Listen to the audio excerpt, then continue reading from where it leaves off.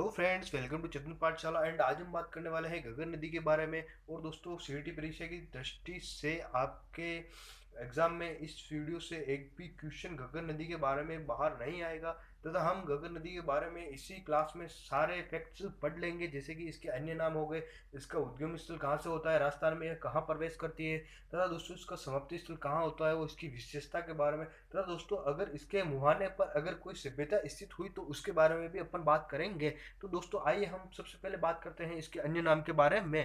तो दोस्तों, अपने घगर नदी को जोस्वती नदी, सरस्वती नदी, मृत नदी, नट नदी, हकरा नदी तथा सोतर नदी के नाम से जाना जाता है।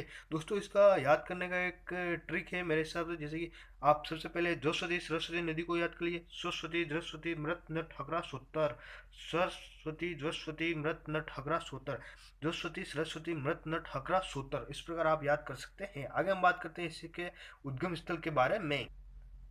तो भैया, अपने घगर नदी का उद्गम शिवालिक की पहाड़ियाँ कालका माता मंदिर हिमाचल प्रदेश से होता है, तथा अपने राजस्थान के अंदर ये टिब्बी गांव हनुमानगढ़ के अंदर प्रवेश करती है। तो दोस्तों, आपके एक पप्पू सा क्वेश्चन पूछ सकता है एग्जाम के अंदर कि घगर नदी का उद्गम स्थल कहाँ से होता है, तो आपका आंसर क्या होगा? शिवालिक की पहाड़ियाँ हनुमानगढ़ नहीं होगा, हिमाचल प्रदेश होगा। ठीक है दोस्तों, अगर आपके क्वेश्चन आ जाए कि अपने घगर नदी राजस्थान में कहाँ प्रवेश करती है, तो क्या होगा? टिब्बी गांव हनुमानगढ़। क्या होगा? टिब्बी गांव हनुमानगढ़ के अंदर घगर नदी राजस्थान में प्रवेश करती है। तो दोस्तों, अगला क्वेश्चन आ जाए कि आपके समाप्ति स्थल कहाँ है, तो बटनेर दुर्ग। घग्गर नदी का समाप्ति स्थल कहाँ है? बटनेर दुर्ग। कहाँ है यह?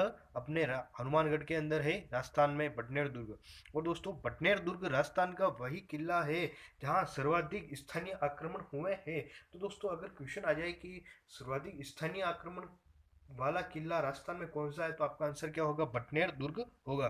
तो दोस्तों, अपने घगर नदी श्री गंगानगर व हनुमानगढ़ के अंदर बहती है, इसलिए इसका प्रवास क्षेत्र क्या हुआ? श्री गंगानगर व हनुमानगढ़।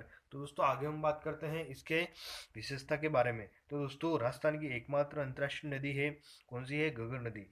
आंतरिक प्रवाह की सबसे छोटी नदी कौन सी है? घगर नदी। राजस्थान का शोक कहा जाता है, किसे कहा जाता है? घगर नदी को राजस्थान का शोक कहा जाता है। लेटी हुई नदी कौन सी है?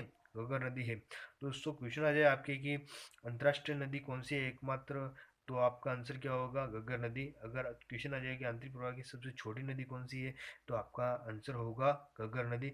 और दोस्तों, अगर क्वेश्चन आ जाए कि राजस्थान का शोक किसे कहा जाता है, तो आपका आंसर क्या होगा? घग्गर नदी। और दोस्तों, राजस्थान का शोक, यह बहुत ही इंपॉर्टेंट क्वेश्चन है, यह कई एग्जामों में पूछा गया है तथा इस एग्जाम में भी पूछ सकता है। तो आइए आगे हम बात करते हैं नालिया पाट के बारे में। दोस्तों, हनुमानगढ़ के अंदर घगर नदी बहती है, तो इसके क्षेत्र को क्या कहा जाता है? नालिया पाट इसके क्षेत्र को कहा जाता है। तो दोस्तों, अपने हनुमानगढ़ के अंदर कालीबंगा सभ्यता स्थित है, ये किस नदी के किनारे स्थित है? घग्गर नदी के किनारे स्थित है। और इसके किनारे एक और सभ्यता कौन सी है? रंगमहल। कौन सी है? रंगमहल।